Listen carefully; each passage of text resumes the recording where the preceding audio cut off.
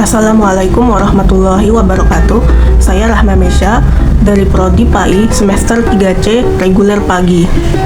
Pada kesempatan kali ini saya akan menjelaskan materi bahasa Arab yang berjudul mubtada dan khobar.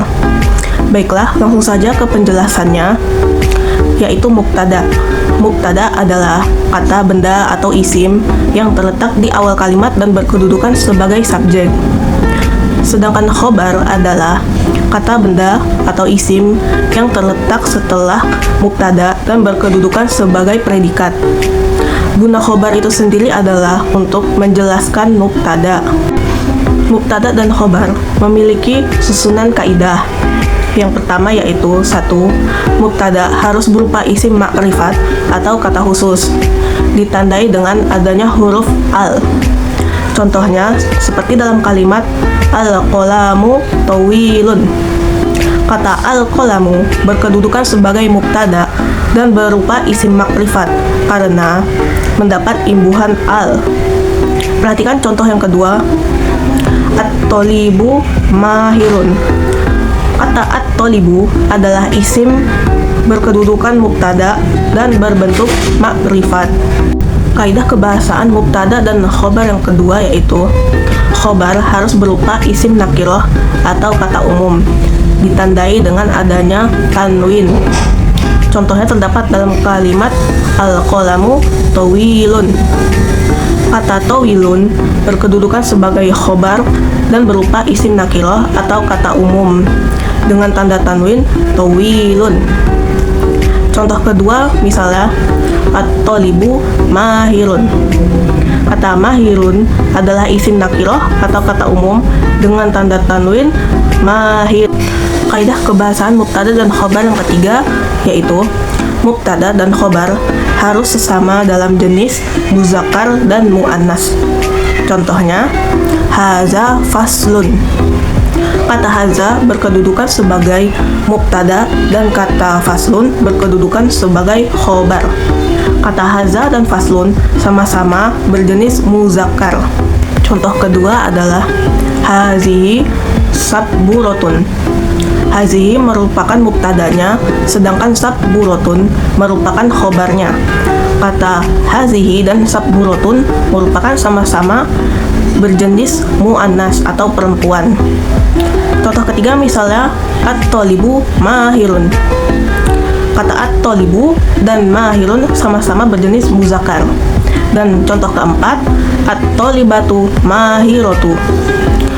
Kata at-tolibatu dan mahirotu sama-sama berjenis muannas. Selanjutnya kita masuk ke penjelasan maf'ul bih. Secara singkatnya, maf'ul bih itu berarti objek. Maf'ul bih adalah kata isim yang menjadi objek dari pelaku. Atau bisa juga maf'ul bih adalah kata benda yang menjadi objek dari perbuatan. Ciri maf'ul bih diantaranya 1. Berharokat fathah pada akhir kata jika dalam keadaan mufrad. Contohnya dalam kalimat ro'aitul muslima. Kata muslima adalah maf'ul bihnya. Ciri yang kedua adalah diakhiri huruf ya dan nun jika dalam keadaan musanna atau dual. Contohnya dalam kalimat ro'aitul muslimaini. Kata al-muslimaini adalah maf'ul bihnya. Al-muslimaini adalah isim musanna. Jika menjadi maf'ul bih, maka diakhiri huruf ya dan nun. Ciri yang ketiga adalah diakhiri huruf ya dan nun jika dia adalah jamak muzakkar salim atau yang berarti lebih dari 2. Contohnya dalam kalimat ro'aitul muslimina.